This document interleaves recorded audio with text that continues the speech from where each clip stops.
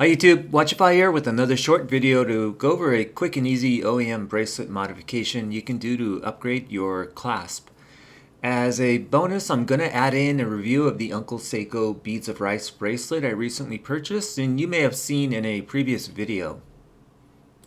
Most affordable Seiko automatics that are below $500 and come with a bracelet have a fold-over stamped metal clasp. These are generally not favored, and this is usually pointed out during watch reviews. It's not something Seiko only does, however, as I've seen Orient and Citizen do this as well. For this reason, there are people who will purchase an aftermarket bracelet that provides upgrades such as solid end links, screw-in links, and a milled scissor clasp. The thing is, these bracelets start out at $70, with some of the nicer ones costing over $100. Also, if you want to have the bracelet end link match the shape of the case, then you're limited to only the most popular watch models, as these are not made for less popular models. For example, you won't have a problem finding a fitted aftermarket bracelet for the Seiko SKX or newer 5KX models, but for less popular models or newer models like this Seiko Solar Prospex SNE diver, they're not available, so you'd have to buy an aftermarket bracelet with straight end links that'll show a gap between the case and the end link. However, most clasps are easy to change out, so I located this aftermarket clasp that only cost $13 and installed it on a few of my OEM bracelets. From what I can tell, it's the same clasp that comes on some of the more affordable strap code bracelets, and it looks very similar to the original Seiko clasp. I'll leave a link to it in the video description, but it's likely you can find it elsewhere. If you're interested in changing out your clasp, you just need to find out what size clasp you need to buy for your bracelet.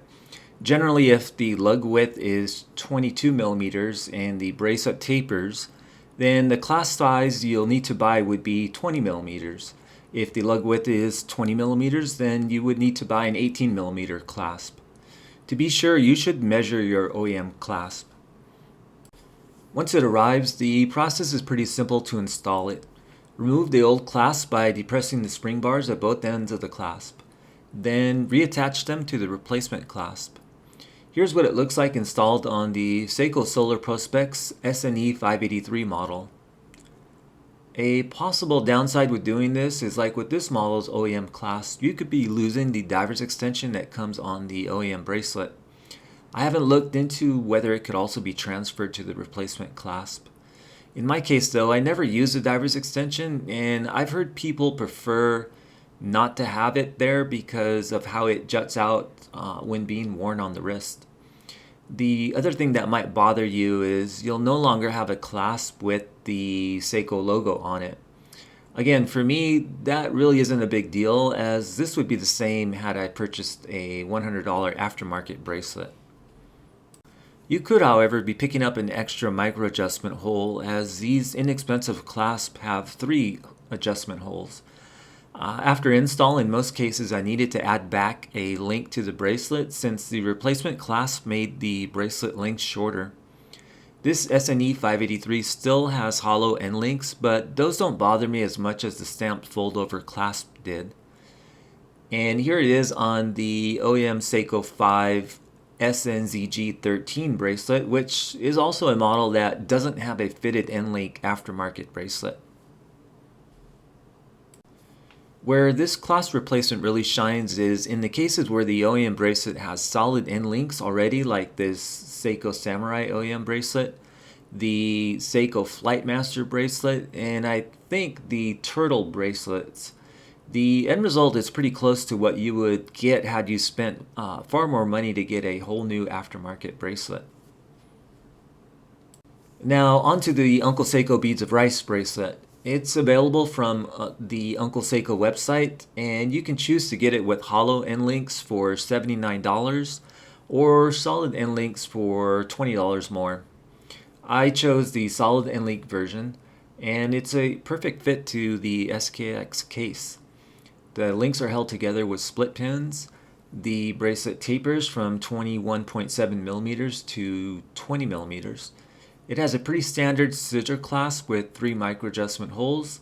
double push button release, and a locking mechanism that has the Uncle Seiko logo subtly etched on it. The links are only around 3.5 millimeters thick, with the bead shapes in the center of the links being polished, while the rest of the link surface has a satiny brushing, which I think looks really good. The underside of the bracelet is all brushed. It's all a brushed finish, while the sides of the links are polished. Most importantly, I find it comfortable to wear on wrist, but it does pull on my arm hairs every once in a while. I had to remove 4 links to get a good fit for my 6 3/4 inch wrist. I think this bracelet really ups the look of your SKX, and I feel it would go really well with the orange styled SKX 011. I know these beads of rice bracelets are available elsewhere, but I would highly recommend the Uncle Seiko version. He seems like a good dude, and I'm glad he's making these custom bracelets and straps for the Seiko watch owner community. While preparing for this video, I found out that Uncle Seiko also sells replacement clasps just like the ones I got, but he sells his for $10, so I wish I would have known before I purchased mine.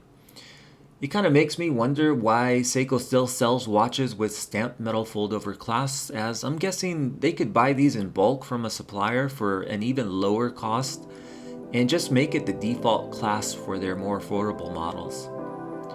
That's going to be it for this video. If you found it helpful or interesting, feel free to leave a like, comment, or consider subscribing. I wanted to thank you for watching, of course, and hopefully I'll see you in another video.